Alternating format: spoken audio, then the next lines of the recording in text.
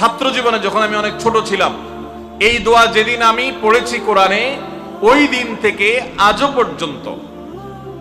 পর্যন্ত আমার মনে হয় না আমার জীবনে 2 মিনিটের কোনো দোয়াও যদি হয়, 1 মিনিটের দোয়াও যদি হয়, মুহূর্তের দোয়াও যদি হয়, আমি এই দোয়াটা কখনো মিস করি বলে, জ্ঞাতসারে মিস করি বলে আমার মনে পড়ে না। ছাত্র জীবন থেকে শুরু করেছি, আজও পড়ে যাচ্ছি।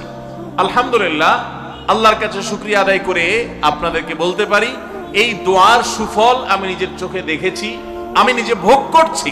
এজন্য আপনাদেরকে আমি বলতে চাই, বিবাহিত হন কিংবা অবিবাহিত হন, আপনার দাম্পত্য জীবনের সুখের জন্য সর্বপ্রথম এবং প্রধান করণীয় হলো এই দোয়া। এর বাইরে আরো সাধারণভাবে আল্লাহ তাআলার কাছে দোয়া করতে থাকা, যেন আল্লাহ তাআলা আপনাকে এমন একজন জীবন সঙ্গী দেন। মা বোনরা দোয়া করবেন জীবন সঙ্গী, আপনারা দোয়া করবেন এমন যেন জীবন সঙ্গিনী দেন, যে জীবন সঙ্গী আপনার চোখ জোড়ানোর মতো হবে। দেখুন, আল্লাহর ভাষা এমন যে এই ভাষা তো অলৌকিক, এটাতে কোনো মানুষের ভাষা নয়। দোয়ার ভাষ্য লক্ষ্য করেন, আল্লাহ শিক্ষা দিচ্ছেন আমাদেরকে, রব্বানা হাবলানা মিন আজওয়াজিনা ওয়া যুররিয়াতিনা কুররাতা আয়ুন। হে আমাদের রব, আমরা আপনার কাছে এমন স্ত্রী চাই, এমন সন্তান চাই, এমন পরিবার চাই, যেই পরিবারের সদস্য, আমার স্ত্রী, আমার সন্তানরা আমার নয়ন জুড়াবে, আমার চোখ জুড়াবে, এরকম মানুষ চাই। একটু ভাষাটা লক্ষ্য করুন। আমরা সাধারণত দোয়া করলে কি চাই? আমরা এক একটা দিক চাই।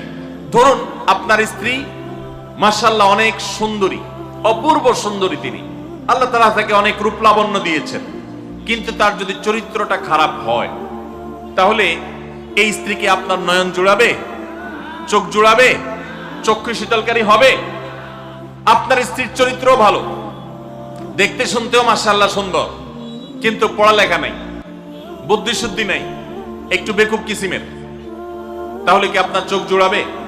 ভালো লাগবে?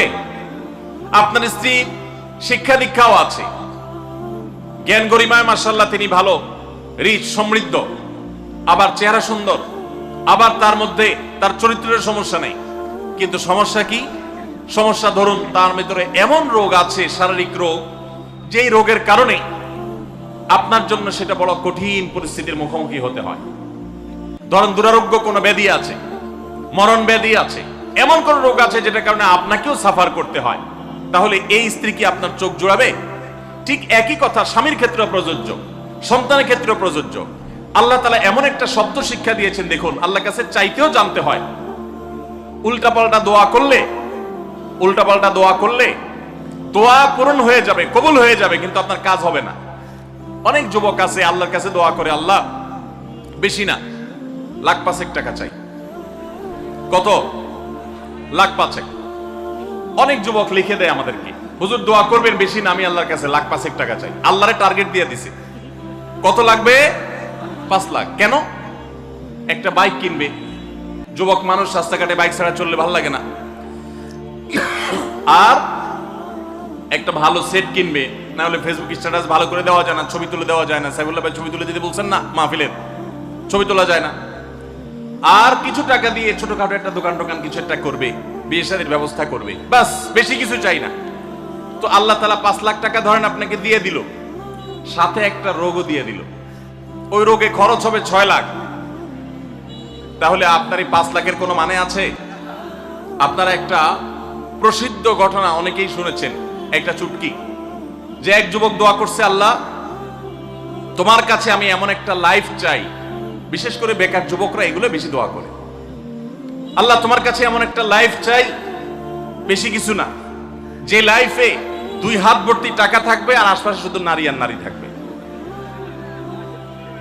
এরকম একটা লাইফ চাই। তো আল্লাহ তাআলা তার দোয়া কবুল করে ফেলছে। দোয়া কি করছেন? কবুল করে ফেলছে। দোয়া কবুল করছেন কিভাবে? দোয়া কবুল করে তাকে আল্লাহ তাআলা এমন একটা বাসের কন্ট্রাক্টর বানিয়ে নিছেন, যে বাসটা হলো মহিলা বাস,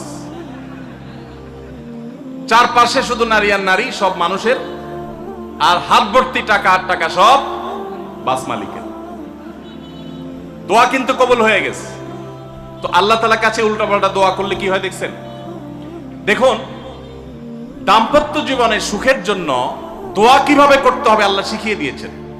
রব্বানা হাব লানা মিন আজওয়াজিনা ওয়া যুররিয়াতিনা কুররাতা আয়ুন, আল্লাহ আমার পরিবারের সদস্যরা যেন এমন হয় যে তাদেরকে দেখলে আমার নয়ন জুড়িয়ে যাবে। অর্থাৎ নয়ন জোড়াতে হলে সব দিক থেকে পারফেক্ট হতে হবে, সব দিক থেকে ভালো হতে হবে, তখনই তো দিল জুড়াবে।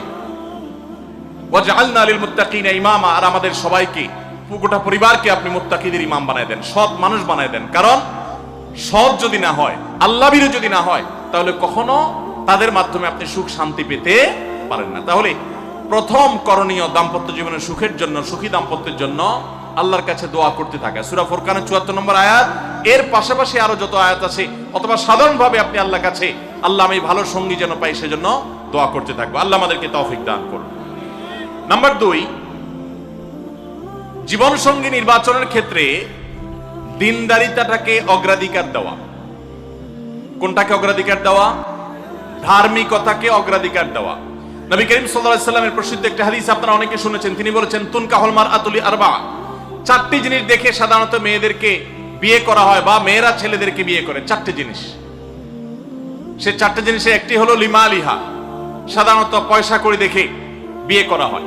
অনেক ছেলে ফেলে আছে দেখবেন, ছেলে ফেলে কি মুরব্বীরাও আছেন অনেকে, যে ছেলে বিয়ে করার জন্য পয়সাওয়ালা বাপের মেয়ে খোঁজে, আছে না নেই? পয়সাওয়ালা বাপের মেয়ে খোঁজে। কত যুবক যে এ পর্যন্ত চিরকুট লিখে পাঠিয়েছে আমাদের কাছে যে হুজুর বেকারের জন্য কেউ মেয়ে বিয়ে দিতে চায় না। আবার অনেকে লিখে পাঠিয়েছে হুজুর সরকারি চাকরি ছাড়া মেয়ের বাবারা মেয়ে দিতে চায় না। আছে না এই সমস্যা? তো নবী সাল্লাল্লাহু আলাইহি সাল্লাম বলেছেন সম্পদ দেখে অনেকে বিয়ে করে, আবার অনেকে রূপ লাবণ্য চেহারা ছবি দেখে বিয়ে করে, অনেকে সামাজিক অবস্থান প্রতিপত্তি বংশমর্যাদা দেখে বিয়ে করে, আর অনেকে দিনদারিতা ধার্মিকতা দেখে বিয়ে করে। নবী সাল্লাল্লাহু আলাইহি সাল্লাম বলেছেন ফাজফার বিজাতিদ দ্বীন, তোমরা বিয়ের ক্ষেত্রে এই ধার্মিকতা দেখে বিয়ে করে সেই বিয়ে তোমরা সফল হওয়ার চেষ্টা করবে, কারণ এটাই হলো সুখের মূল চাবিকাঠি। আপনার স্ত্রী, আপনার স্বামী, আপনার জীবনসঙ্গিনী যদি নেককার হন, আল্লাহভীরু হন, তার যদি কোনো একটা জায়গা থাকে, তো আপনি নিশ্চিত থাকতে পারেন তাকে নিয়ে আপনি সুখে থাকবেন।